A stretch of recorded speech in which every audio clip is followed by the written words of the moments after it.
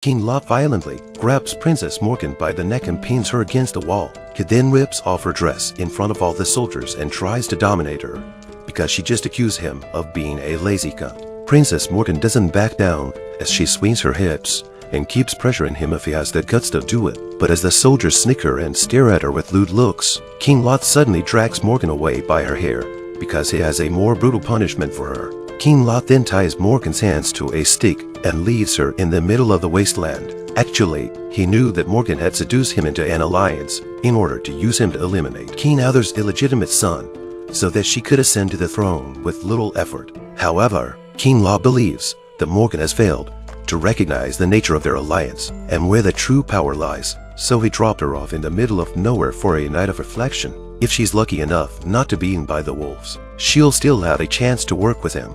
As the night wears on, a mysterious mist shrouds Morgan's surroundings. Morgan looks around warily but realizes that it's not the wolves, but the devil she's been trading witchcraft with that's ahead of her. Although the devil constantly murmurs he is wrong to her, Morgan has no idea who the devil is pointing at. Fortunately, at least she makes it through the night under the devil's protection. The next morning, King Lot wakes her up by stroking her cheek. He expects Morgan, his ally, to be more disciplined after a night of punishment. Since the sword of the gods has been pulled out by Arthur, there is no point for him to give Arthur 5 dawns to leave the realm. So King Lot decides to attack Arthur tonight. On the other hand, Arthur, who has been in a coma for a day and a night, finally wakes up.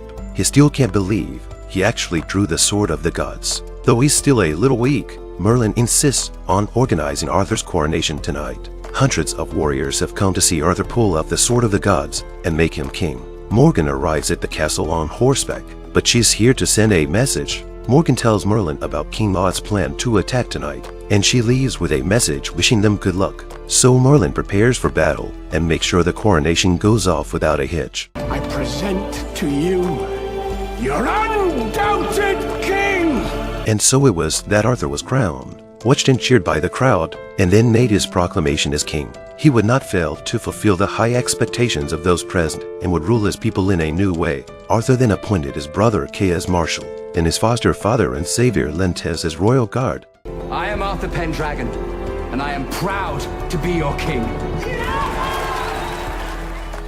After the king's coronation, the crowd was in the midst of a joyous party. It was then that Arthur saw the blonde girl who had captivated him, so he went up to her to continue the beautiful encounter that had been interrupted the last time. He finally learns her name, Guinevere. The two of them had a nice conversation, and then they went to the terrace by the sea in the spirit of the drink. Guinevere looked down at the ocean and asked, "Would it kill me to jump from here?" Next thing you know, Arthur is on the fence. Do you think that sea is down there?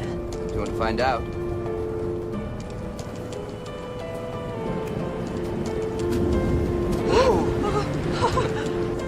If you do, I will. Ready? 1, 2, 3! While the two of them are having a good time, the ambience is suddenly interrupted by the arrival of Lentes, the guard. Arthur wanted to introduce Guinevere to Lentes, but he was embarrassed not to know that they knew each other. This is my betrothed. I am.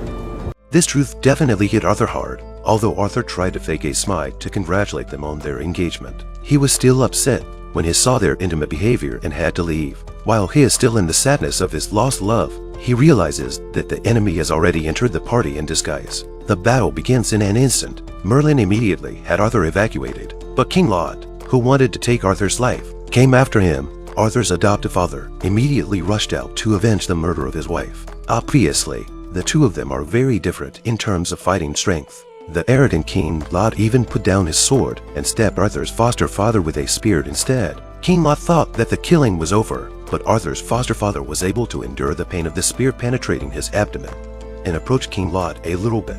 Then he took out the dagger he had hidden on his body and died with King Lot. King Lot never thought that he would die in such an ungrateful way. Arthur's adoptive father avenged his wife's death and paved the way for Arthur with his life.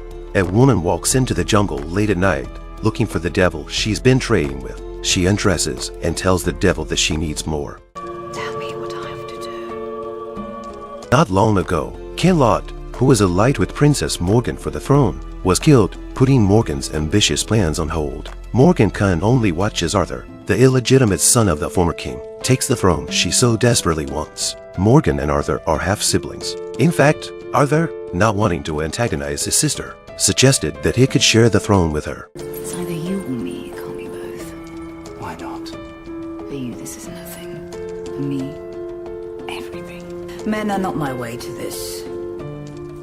I'll find another way to take it. After leaving Camelot Castle, Morgan went deep into the woods to continue his dealings with the devil. It's always calm before the storm. The biggest blow Arthur had to face was the fact that his beloved Guinevere would be marrying his guard Lentus in 3 days. Guinevere's expectations of this engagement, which she has had since she was a child, are shaken when she meets King Arthur. A wedding, which is to be held in the castle, is a bit awkward for both of them. Just then, Morgan sends her maid to invite Arthur to her castle for dinner. Merlin was still trying to figure out what Morgan was up to, but an unhappy Arthur didn't hesitate to say yes. Merlin has no choice but to accompany him. When the two of them arrive at the castle, Morgan is waiting in full costume. I'm honored. Thank you. Morgan's sudden change of attitude to subservience was a surprise to both of them. Merlin was never convinced that she was sincere in her quest for peace. Morgan prepares a sumptuous dinner, but Merlin is too cautious to eat, so Morgan tastes Arthur's soup first.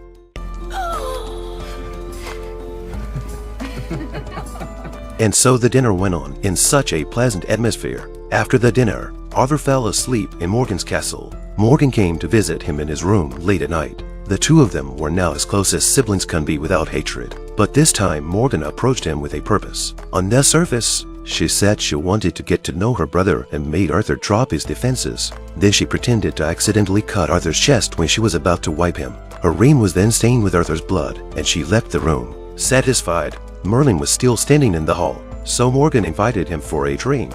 But after a couple of drinks, Merlin started to lose consciousness. When he realizes that something is wrong, it's too late, because Morgan is already sitting on top of him. Merlin tried his best to stay awake, holding Morgan's head in his hands. He suddenly and unexpectedly realized that it was she who had poisoned King Arthur, because the little girl who had disguised herself when Morgan poisoned him was the same girl she had been when she was young. However, the drug in the wine had already taken full effect, causing Merlin to fall heavily to the ground. When he woke up again, he found himself tied to the bed by Morgan. Morgan collected Merlin's hair and nails and began some evil rituals. When he came to his senses, Merlin accused Morgan of having poisoned her father, but Morgan said that the man was not worthy of being her father. Merlin knew that Morgan was deeply hurt and kindly reminded her that the sorcery she was using would not make her strong, but would cost her dearly. But Morgan, determined to take back her throne, doesn't listen. What Merlin doesn't know is that after his poisoning last night, a distraught Arthur has left the castle. After dreaming of Guinevere again, he decides to confess his innermost feelings to Guinevere. On the night of her wedding,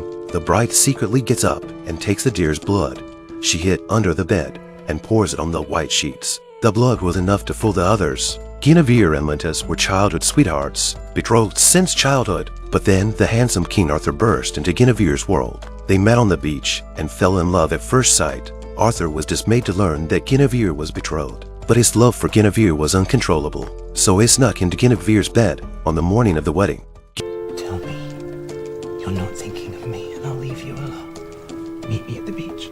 Guinevere, after much internal struggle, finally showed up at the beach a short time later. The first thing Arthur said when he saw her was to ask Guinevere not to marry Lentus. He believed that an unspeakable love had sprung up between them, both on the beach where they had first met and at the ball that night at the king's coronation. Guinevere couldn't deny the love, but was adamant that it was too late.